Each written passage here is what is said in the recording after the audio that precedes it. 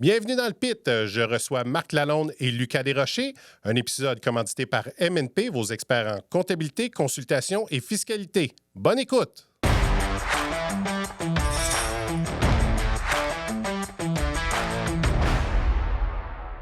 Bienvenue dans le pit.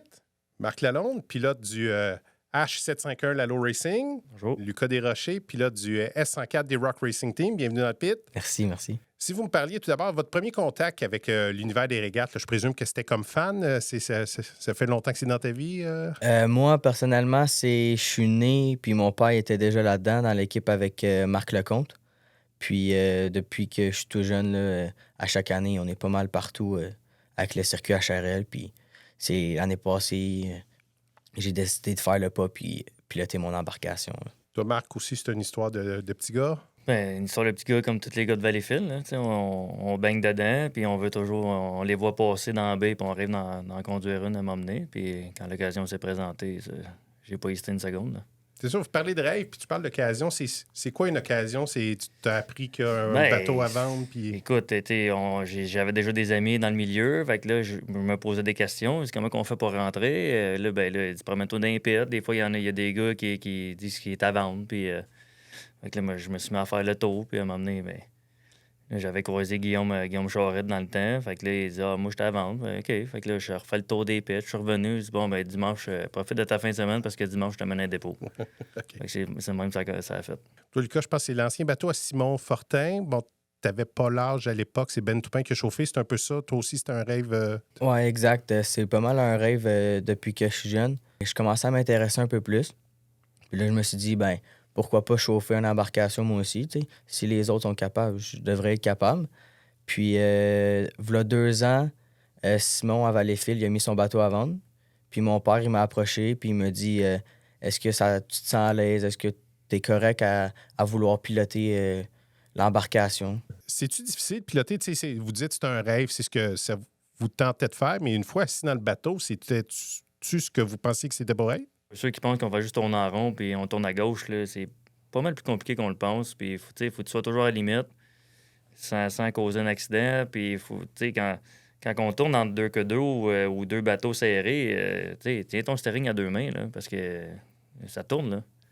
Fait que non, c'est plus dur qu'on le pense pour vrai. Toi, Lucas, c'est un peu plus récent. Tu as eu une course aux États-Unis, c'est Lake Hopatcong l'an passé. Exact. Puis 2, les débuts de saison cette année de la HRL. Ça se passe comme tu pensais que c'était pour être? Non, j'ai resté surpris en pilotant l'année passée au lac Hopatcong parce que je m'attendais que ça soit un peu plus facile au niveau des muscles des bras. Puis là, je me suis rendu compte que, OK, c'est vraiment dur, là. Puis là, je me suis adapté, mais c'est sûr que le monde qui pense que c'est facile, il se trompe complètement, là. C'est dur, là. C'est power bras, il n'y a pas de power steering là-dedans. Là. Non. Faut que tu le tournes, le bateau. Là. Puis l'eau, ça devient dur à une certaine vitesse aussi. Là, c'est quand même... Puis c'est des machines puissantes, fait que ça... Ouais, c'est comme du bâton. Là. Ouais, Okay. L'eau, elle surprend assez vite, là. Ouais. Quand vous avez annoncé que vous deveniez pilote, je me joins à ce gang-là, vos proches, les aviez-vous avertis un peu d'avance? Puis comment ils ont réagi? Moi, quand on a décidé d'embarquer dans les régates, c'était une histoire de famille. Fait que moi, à la maison, j'ai 2 sœurs, plus vieilles, puis ma mère, mon père. Puis quand on s'est fait un petit meeting là, dans le salon, puis on a dit est-ce que c'est correct pour tout le monde? Là, tout le monde était correct. Si ma soeur ou ma mère, elle n'aurait pas voulu, on l'aurait compris. C'est quand même dangereux. Là. Quand on a décidé d'embarquer dans ça, chaque proche était d'accord avec moi. Peut-être un peu moins mes grands-parents, mais je les comprends. Là, je suis leur petit-fils, fait que c'est normal. Ils ont changé d'idée depuis? Non. Okay. Non, mon grand-père, quand je course, quand je suis sur l'eau, il est toujours bien stressé, puis il regarde du coin de l'œil. Non, pas juste ton grand-père, là, ta mère aussi. puis toi, Marc, ça a réagi comment? C'est sûr, moi, je suis plus vieux. Là, j'ai 40 ans bientôt. Fait que là, quand la décision était faite, puis j'ai appelé mon frère puis mon meilleur chum, qui est mon spotter aussi. J'ai dit, embarquez-vous avec moi. Puis mon frère dit, oui, c'est sûr, j'embarque. Il est professeur de mécanique aussi. Fait que ça aide. Puis Benoît, mon meilleur chum, il dit, si j'embarque avec toi, c'est moi qui te parle dans les oreilles, sinon j'embarque pas. OK. Fait que je dis, OK, deal, on le fait. Là, on parle de monter une équipe familiale, les amis, le frère. Mais Après ça, c'est quoi la première étape? Là? On obtient la place sur le circuit, on se monte une équipe, mais ça, c'est souvent à l'entre-saison, là, septembre, octobre, on est loin de la première course. C'est quoi comme job qu'il y a à faire avant le début de la saison? Ben, c'est toute la préparation du bateau. Il faut tout s'assurer que tout tient en place, qu'on n'a pas oublié un morceau, que tu sais, c'est bien beau que ça part bien sur le trailer, mais ça veut pas dire que quand tu sors dans l'eau puis tu fais tes tours, avec la poussée, que le moteur répond bien ou que moi, je suis à l'aise avec. T'sais. Il y a plus de préparation que de minutes ou de tours qu'on fait. Là, t'sais. Ton côté, Lucas, vous avez décidé de faire le saut avec le moteur Honda. Y a-t-il un peu de, je dirais pas de l'aide, mais de collaboration avec les autres équipes? Parce que je sais que c'est une mécanique qui est différente des autres, qui est peut-être pas conventionnelle. Là. Je te dirais que oui, on parle quand même beaucoup à d'autres équipes parce que, tu sais, on est nouveau aussi dans le sport, fait qu'on veut en apprendre plus. Puis le fait qu'on est allé avec le moteur Honda, c'était un peu, on jetait la gueule dans le lion, là. On savait pas trop à quoi qu'on s'attendait, on savait pas trop si ça allait bien marcher, tu sais, si c'était la même affaire que le Ford. Puis ça, les autres équipes, on se parle, puis on évolue ensemble, là. Ça coûte combien une saison de course? Puis la portion commanditaire, c'est-tu facile, c'est-tu difficile? Comment, tu sais, vous êtes quand même une grosse gang de Valleyfield à chercher le même genre de commanditaire? Ben, c'est sûr que c'est difficile, mais tu sais, comment je pourrais dire ça? C'est parce que c'est tous des à côté. Tu sais, vous vouliez devenir pilote, mais j'ai l'impression que piloter, c'est une infime partie de la job dans les régates. Là. Pour faire une saison complète, là, parce qu'il faut que tu te gardes un budget aussi en cas si tu brises, puis c'est un bon 25-30 par année. Là. OK. Fait que, puis si tu veux acheter du nouveau matériel, si tu veux des nouvelles hélices, ou si tu veux t'améliorer, ou faire des modifications quelconques, mais ça prend du budget. Fait que oui, c'est sûr que c'est plus dur de trouver des commanditaires, mais le moindre contact que tu as, faut que tu l'essayes. Puis tu crées des liens aussi avec le temps, puis comme pour ma part, j'ai plusieurs commanditaires qui me suivent depuis le début, puis à chaque année, ils m'encouragent, puis ça prend ça, parce que sinon, on n'y arrive pas, là. Mais est-ce que c'est vendeur ou à quel point c'est un statut être un pilote d'hydroplane dans le circuit pour approcher justement les commanditaires? Ça... Ben, c'est une bonne question. Je vous dérange pas, Lucas, je vais répondre, mais j'ai appris aussi que avec les années, c'est pas... Oui, les performances sont vraiment importantes, mais c'est un produit que tu vends. C'est pas juste de moi un chèque puis je m'en vais avec, là. C'est un produit que tu vends, c'est l'équipe, il faut qu'elle soit professionnelle, ton bateau, il faut qu'il soit propre. Je veux dire, moi, j'aime ça, interagir avec les jeunes, puis tout, puis parler avec eux autres, mais c'est important, ça aussi. C'est l'ensemble famille, c'est l'ensemble des amis. Le commanditaire, il ne regarde pas juste ton bateau, puis si tu as fait un podium en fin de semaine, là, c'est tout ce qui va autour aussi. Là. Que ça soit le plus professionnel possible. Là. C'est ça, ils veulent s'associer à une personne, comme tu dis, professionnelle, qui projette une bonne image, qui représente leur valeur à eux autres. Là. Exact. D'où vous faites plusieurs représentations. On parlait avant d'entrer en ondes dans les écoles, c'est important d'aller vers le public, d'aller voir les jeunes. Ouais, ben moi, je trouve que c'est assez important. Tu sais, c'est pas tout le monde qui peut se permettre d'aller voir les courses. Je trouve que en faisant ça aux jeunes, ça leur permet de découvrir d'autres choses pour ceux qui n'ont jamais vu ça. Tu sais.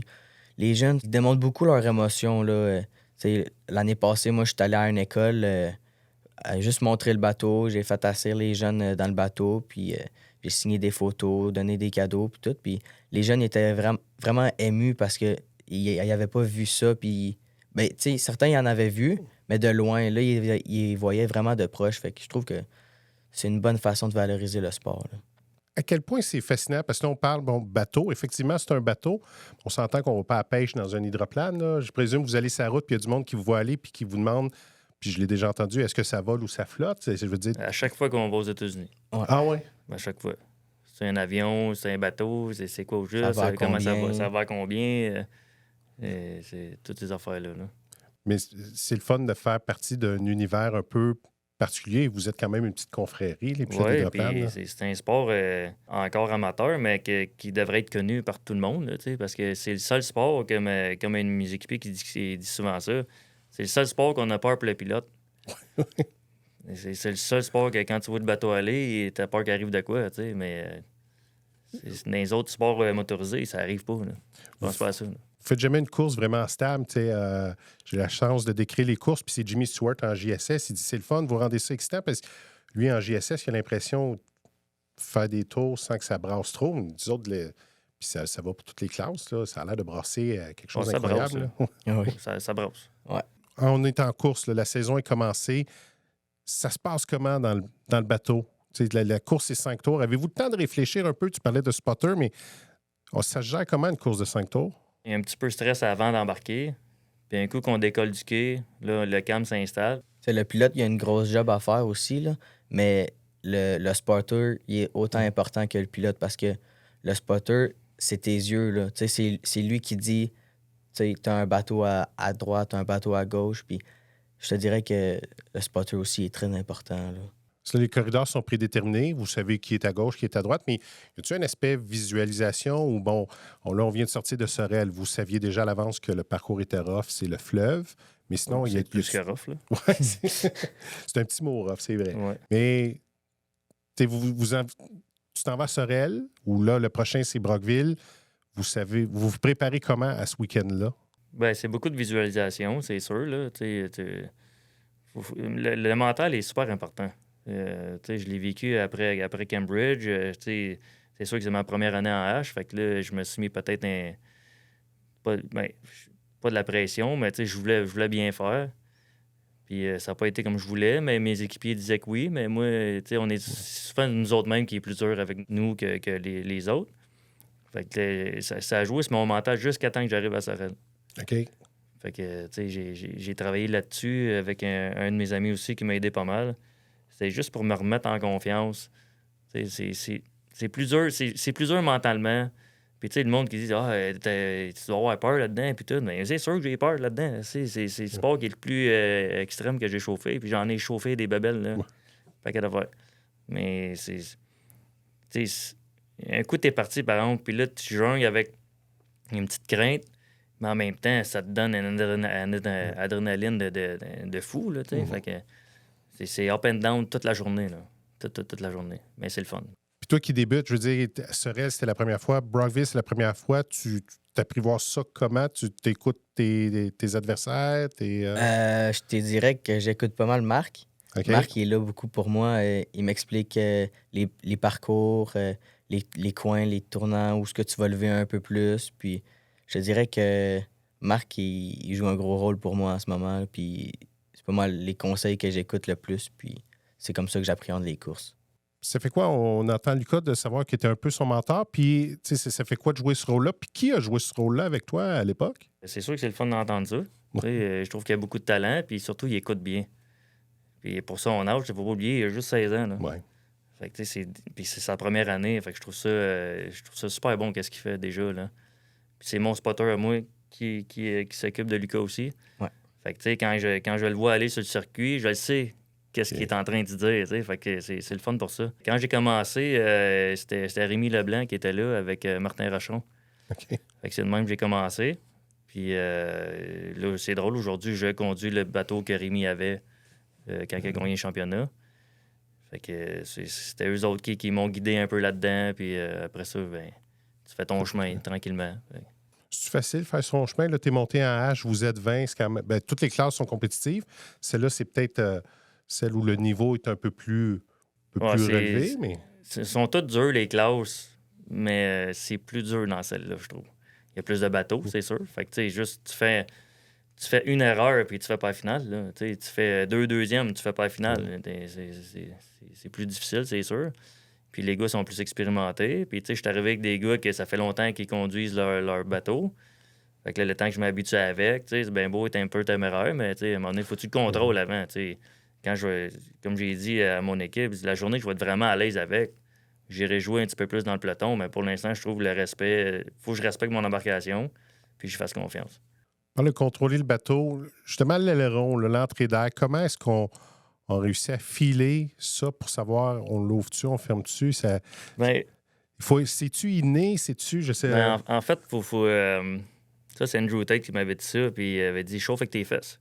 OK. Si ça vient trop tranquille en dessous de tes fesses, ben, mets de la wing parce que t'es à la veille de la virer à l'envers.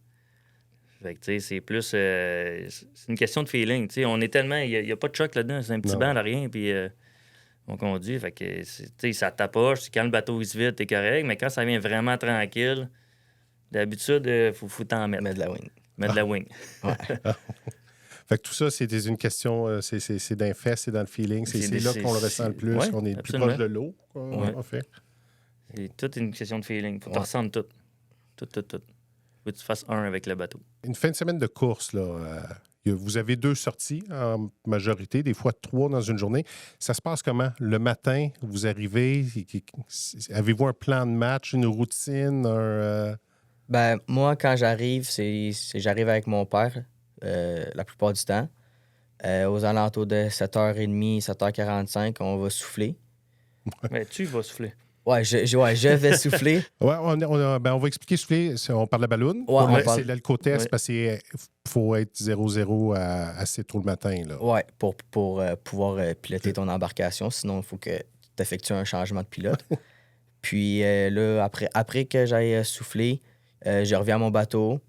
Là, il y a déjà des équipiers qui sont arrivés ils checkent si les boats sont toutes attachées, si la batterie est branchée, as-tu assez de charge. Puis je dirais qu'on a pas mal toujours le même plan de match, sauf quand on a des réparations, c'est sûr, à faire. Puis c'est pas mal ça. C'est quoi tu parles de réparation parce que bon, vous avez un heat, une vague le matin, l'après-midi, c'est inversé. C'est quoi les pires réparations en un court laps de temps que vous avez eu à faire? Est-ce arrivé des affaires pas possibles où vous avez réalisé des miracles? Ouais, j'avais sauté un moteur, puis il fallait le changer. OK. Puis on n'avait pas. Ça, c'était le matin à Valleyfield. Je vais tout le temps m'en souvenir. Là. C'est le moteur qui était à Tommy, hein? Ouais, j'avais acheté celle de Tommy Shannon dans le temps, puis je m'avais fait passer dessus par Eddie Kenfush.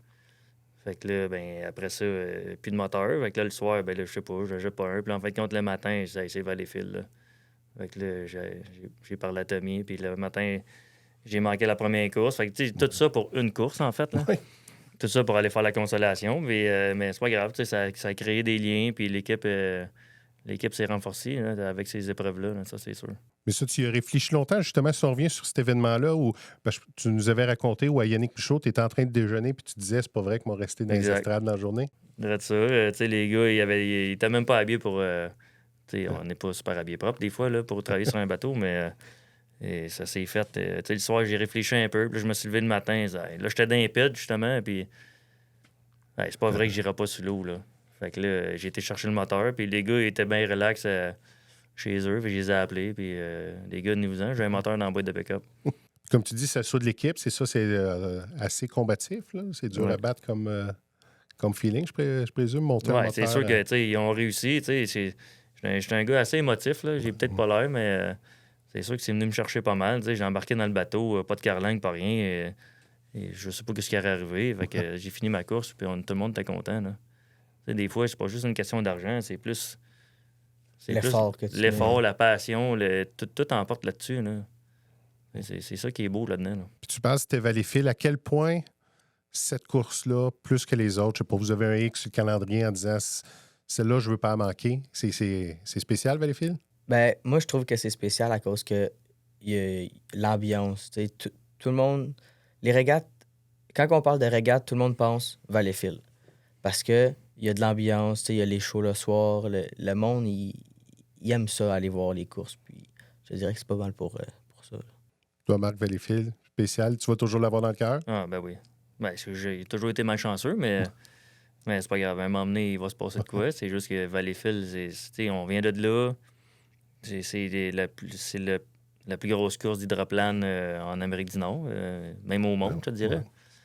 Fait que, c'est sûr, quand on part dans ton warm-up de 5 minutes, puis tu fais des saluts à tout le monde, puis il y a du monde partout, c'est juste ça que tu vis là.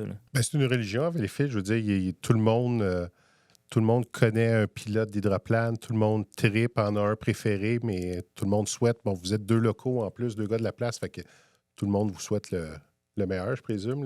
Oui, c'est sûr. Ouais. Mais ça met un peu de pression, mais avec les années, on réussit à doser ça un peu, là. Parce que plus tu t'en mets, moins qu'il arrive de bonnes choses. Fait que... Mais comment tu réussis à dealer avec les attentes que le public peut avoir en toi? C'est-tu... Ben, mettons que ma blonde, elle m'écoute souvent, là. OK. Elle m'aide pas mal, puis, tu sais, je passe souvent de... En fait, on passe souvent de courses, là. Tu sais, je regarde des vidéos de courses tout le temps, puis... mais quand il y a trop de pression, à un moment donné, il faut t'en parler, parce que sinon... Le gasket va sauter. Ouais, c'est ça. C'est pas très bon de garder ça en dedans. Parle de course. C'est quoi une bonne course quand vous êtes dedans? Au-delà du fait de gagner, là, c'est quoi que vous aimez? Tu as un side-by-side avec un adversaire puis tu le bats de l'extérieur ou... Ouais, moi je te dirais, ouais, un side-by-side, je trouve ça bien intéressant. Tu sais, si tu es toujours tout seul en avant ou tout seul en arrière, tu sais, ça vaut plus grand-chose. Là. Tu sais, oui, tu as du fun parce que tu vas, exemple, gagner. Tu sais, tu vas avoir du fun en t'amusant avec quelqu'un à côté de toi, tu sais, tournant avec lui. Je trouve que c'est pas mal ça. Tu sais, un side-by-side, c'est bien trippant. Moi, je te dirais, quand on a un bon départ, puis tu le sais que tu as un bon départ, là. Tu sais que tu es là, puis que tu es sa limite, puis que tu es tout seul sur le stretch en avant, ça, c'est un méchant bon feeling, là. Là, après ça, c'est sûr que ça brasse, là, mais et après ça, tu sais, quand les gars se rapprochent, puis là, tu fais une bonne bataille, là, mais le départ, là, tu sais, ça joue souvent tout là. Mais quand tu le sais, tu es dans le bateau, puis tu fais tes secondes, puis tu as bien calculé ta shot, puis là, tu y vas, puis tu lâches pas le gaz pendant tout. Puis tu arrives bullseye dessus, c'est vraiment le fun, là. Puis justement, on arrive comment pour le dire? Avez-vous des... Je sais pas, la dernière bouée du virage, il faut qu'il reste 5 secondes avant la ligne Eric, je te départ. dirais pas mes trucs, là. Tu vends pas tes trucs aux autres, hein? Mais c'est un secret un peu, où chacun a sa recette. Chacun ou a son... sa Ouais, recette. chacun Là, a sa tu sais, là, recette. c'est pas mal pareil parce qu'on a le même spotter, fait qu'on est habitué d'une manière. Puis c'est tout le temps les mêmes bouées, c'est tout le temps à peu près les mêmes secondes. Puis on sait combien d'RPM t'arrives à telle bouée. Fait que là, si t'arrives pas avec ton RPM, parce qu'il n'y a pas de speedomètre là-dedans, fait que si t'arrives pas avec ton RPM, je sais pas, moi, je dis un chiffre à 4, 5, 6, 7 000 tours, whatever, puis que t'arrives pas là, tu sais que tu vas être en retard. Fait que, tu sais, c'est tout de mixer ça ensemble pour faire... Il y a un petit peu de chance aussi là-dedans, tu sais. Faut pas que tu pognes une mauvaise vague, faut que tu arrives pile poil dessus. Faut pas que quelqu'un te coupe aussi non plus. Il y a bien des facteurs, mais c'est plein de... On a une petite routine là-dessus, là. Tu parles de RPM. Pour ceux qui ne savent pas à quoi ça ressemble, là, dans le cockpit, qu'est-ce que vous avez à surveiller? Qu'est-ce qui vous aide justement dans votre conduite? Là? Tu parles de RPM. C'est quoi les autres indicateurs que vous avez dans le bateau? T'as ta pression d'huile, puis t'as la température du moteur de l'eau. Là. Ouais, c'est assez simple. Il y a 3 cadrans, puis c'est tout ce qu'on a besoin, là. Parce que pression d'huile, c'est sûr, s'il n'y en a pas, faut Arrête mettre ça à off, là, parce que sinon, tu vas le sauter. Puis la température, tu veux pas qu'il chauffe, mais que... Il y a à peu près juste ça, je te dirais. OK. Ça, puis la Q-Clock, là, pour le timer, puis les minutes, là. Ben, sinon, au niveau mécanique, c'est-tu quelque chose de simple? Il faut-tu connaître un peu? C'est ou sûr pas? qu'il y a des micro-ajustements que tout le monde peut faire. Il faut essayer de trouver les petits ajustements pour améliorer ton setup bateau puis tout. Mais c'est assez simple quand même. C'est sûr, si tu connais rien dans la mécanique, va pas là-dedans. Là. OK. Mais si tu as vraiment une base, là, tu t'en sors très bien, c'est sûr. Là. Puis à quel point c'est fascinant, on va le dire, Lucas, tu n'as pas ton permis de conduire encore pour être sur la route, mais tu peux piloter un bateau qui fait combien déjà avec le... 175, 180. À quel point c'est fascinant de savoir que tu peux faire ça, mais que tu peux pas rouler sur la route. T'es arrivé avec Marc, là, tantôt. Ouais, je suis arrivé avec Marc. Ben, moi, je trouve ça exceptionnel. Là. Tu me dis dans ta tête que tu chauffes à 180 sur l'eau, pas de break, puis à côté de ça, tu peux même pas venir à ta course tout seul avec ton permis. Je trouve que c'est exceptionnel. Là.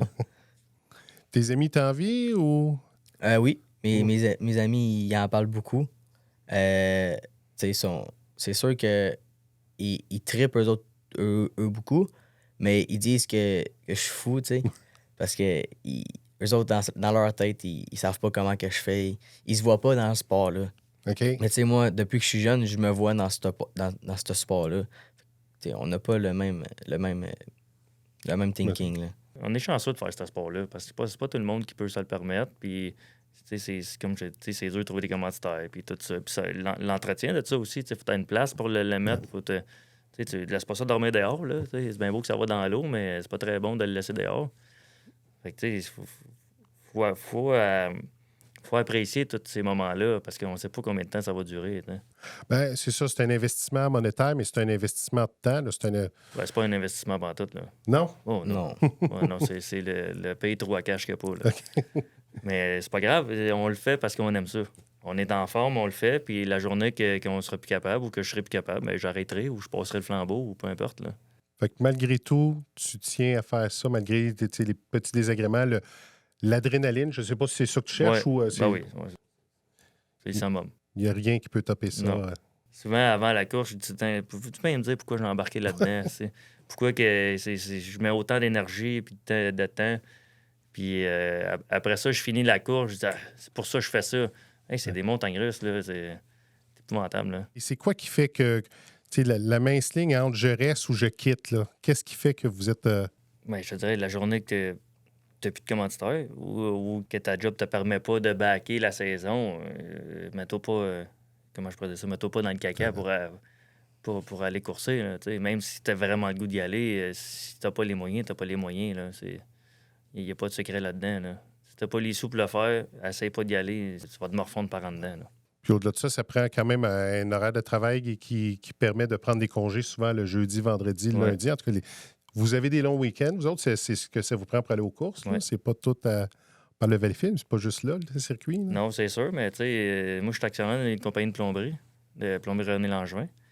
Fait que mes partners, pendant que je suis pas là, ils me back. Puis eux autres, quand c'est leur tour, ben, tu sais, moi, je les back durant l'hiver ou peu importe. Là. Fait que c'est sûr que ça aide d'avoir. C'est du give and take. Là. Oui, c'est donnant-donnant, c'est sûr. Là.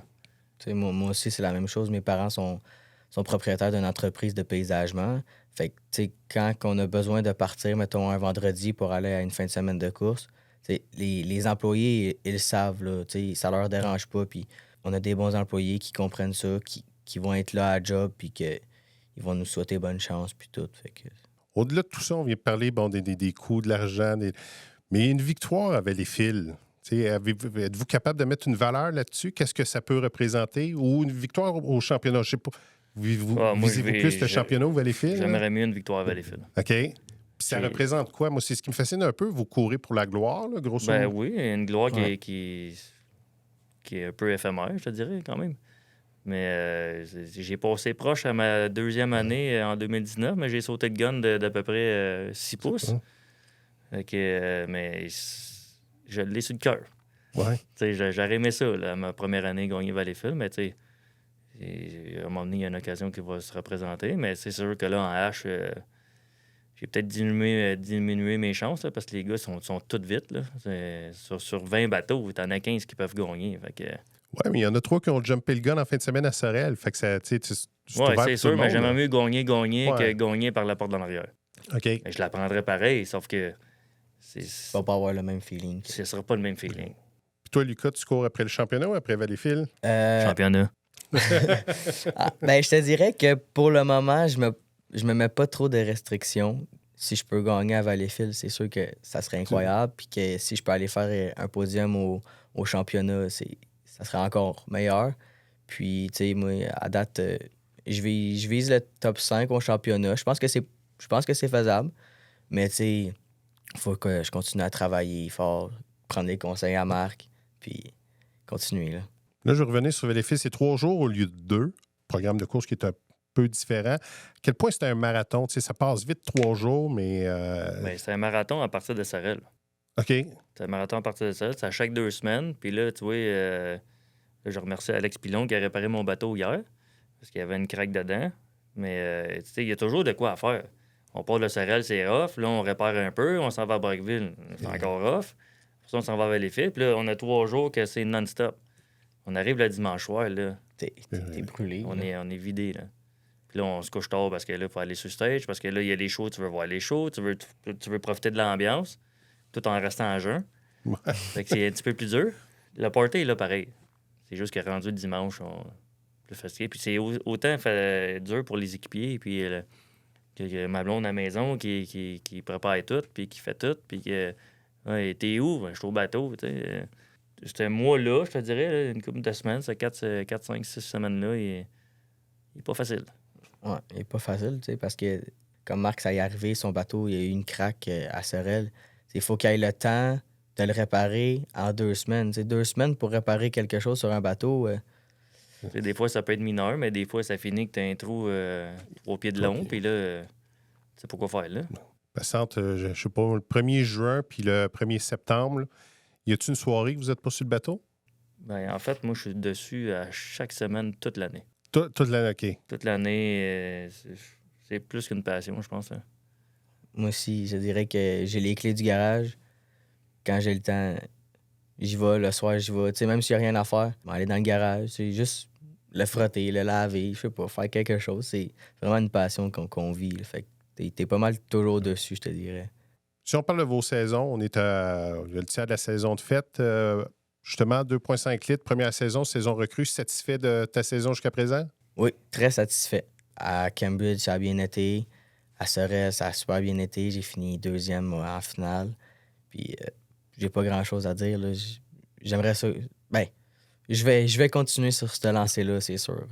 Il y a plusieurs recrues. Tu te sens comment dans ce groupe-là? Il y a, on dirait au moment où on se parle, il y a peut-être Kyle Hayes, Rémi Beauvillain, mais sinon, vous êtes tout un groupe qui a à peu près les mêmes expériences puis qui a les mêmes aspirations. Là. Ouais, ben, moi, je trouve ça assez le fun.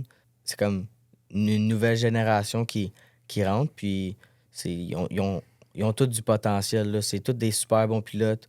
Puis, je trouve que ça rend les courses plus jeunes parce que, mettons, dans les hydros, dans les Grands Prix, c'est tous des papas. Là. Nous autres, on est des jeunes de 16, 17, 18 ans qui rentrent dans le sport. Fait que je trouve qu'on rajeunit le sport, puis ça développe un peu plus comme ça, je trouve.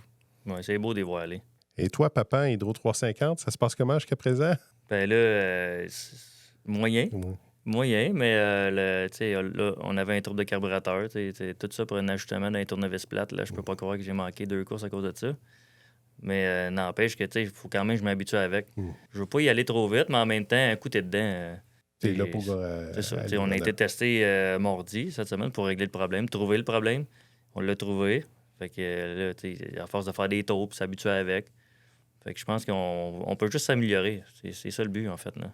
À quel point tu étais rendu là, changer de classe? Parce que tu as fait quand même un bon bout de chemin de carrière en Formule 2500. Là, qu'est-ce qui fait que je vais aller plus haut? Ben, j'avais goûté au Pro Hydro.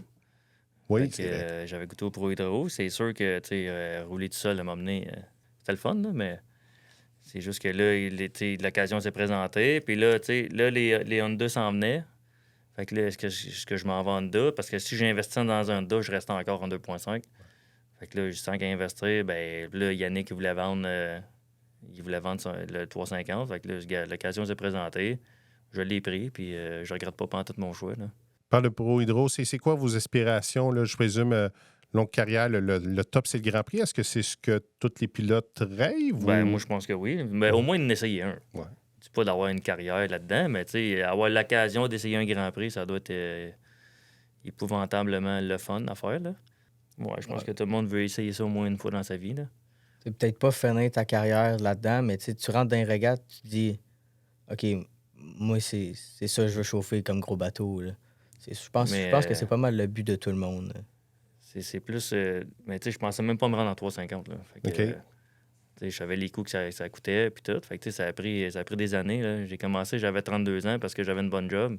Parce qu'avant ça, j'étais pas capable, là. Fait que, là, ça m'a permis, avec les années, de faire ma carrière professionnelle. Puis en même temps, OK, là, je peux me permettre un petit peu plus. Fait que c'est pour ça que j'ai été en hydro, là. Fait qu'il n'y a pas d'étape à brûler, on y va. Non, étape par étape. Faut être patient.